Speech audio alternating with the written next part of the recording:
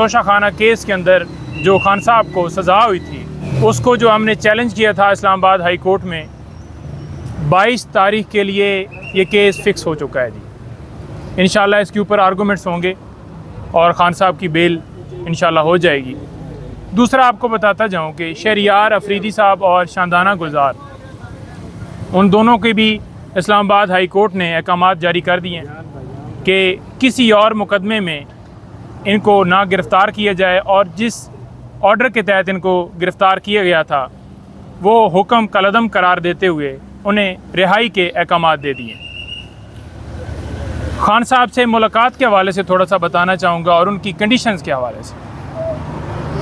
कल पूरी कोशिश की कि हमारी भी लीगल टीम की भी मुलाकात हो, लेकिन जेल अहकाम की तरफ से सिर्फ़ एक बंदे को मिलने के लिए जुमरात को, यानी कि कल, एक वकील को मिलने के लिए इजाज़त मिली है।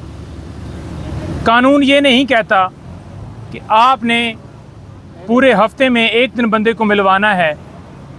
यहाँ पर सूरत हाल ये है कि 200 के करीब केसेस हैं, मुख्तलिफ़ कौंसल्स हैं, मुख्तलिफ़ वकील उसके अंदर अंगेज हैं। तो जो हमने लिस्ट दी थी वो तकरीबन 13-14 लोगों की दी थी, वकला की, और साथ में पॉलिटिशियंस और उनकी फैमिली के जो लोग थे वो अलग थे जी, या डॉक्टर की एक्सेस। तो उनको इजाज़त नहीं दी गई।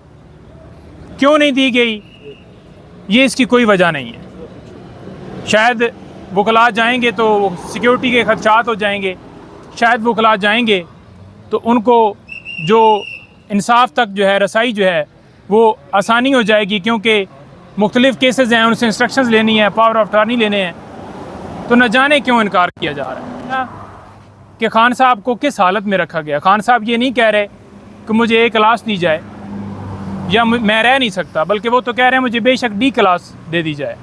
लेकिन उनकी सूरत हाल क्या है? हाई कोर्ट का हुक्म कि जेल मैनुअल के मुताबिक ट्रीट किया जाए।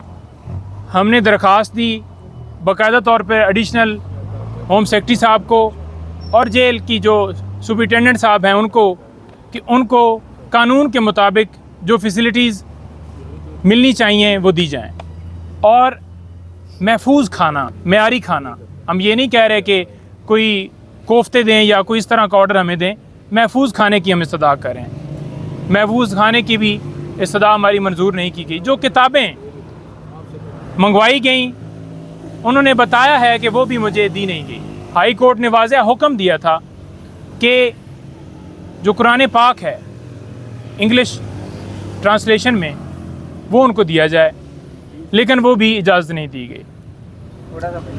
खाने के हवाले से बिल्कुल पाबंदी है, महफूज खाने की उन तक रसाई नहीं है। डॉक्टर की हद तक कल भी हमने सदा की, बार बार एक दिन में हम 6-6 बार रब्ता कर रहे हैं, हर जगह पे अप्रोच कर रहे हैं, लेकिन उन्हें रसाई नहीं दी जा रही।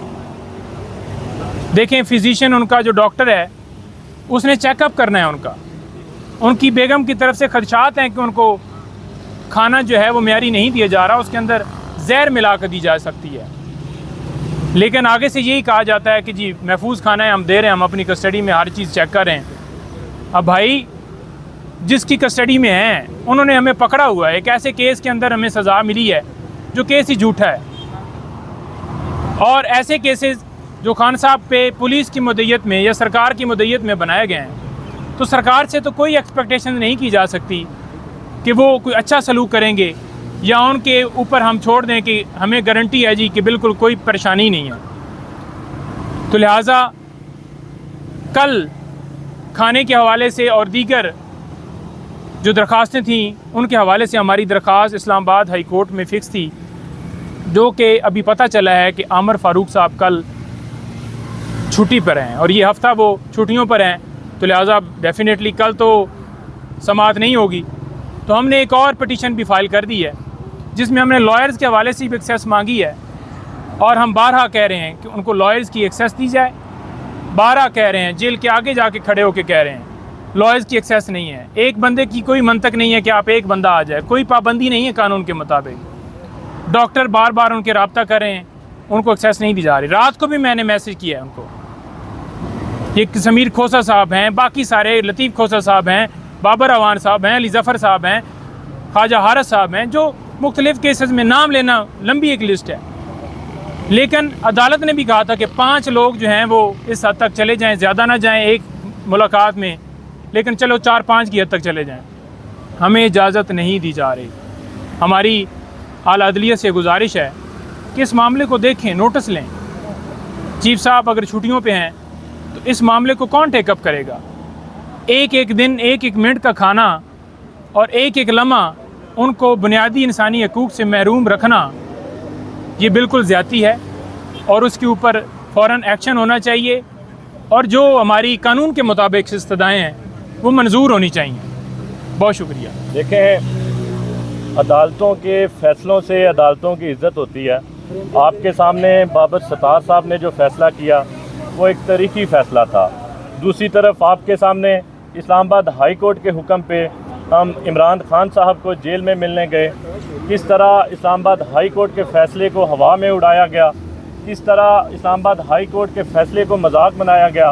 उल्टा जिन वकीलों के नाम लिखे हुए थे फ़ैसले में उन पे FIR दे दी गई। तो अदालतों को सोचना चाहिए कि अदालतों ने अपने ऑर्डर्स को किस तरह कंप्लाइंस उन पे करवानी है। दूसरी तरफ अटक जेल जो है वो Rawalpindi bench Lahore high court के दायरा इख्तियार में आती है। तो पाकिस्तान भर के तमाम वकील जो इमरान खान साहब की केसेस की पैरवी कर रहे थे, उन्होंने मुश्तरका तौर पे रावलपिंडी बेंच में पटिशन दायर कर दी है जो कल समाअत के लिए मुकर्रर हो गई है। हमारी उसमें इस्तदा यही है कि हमारे क्लाइंट, हमारे मोक्कल इमरान खान साहब तक हमारी रसाई दी जाए। बहुत शुक्रिया। Thank you.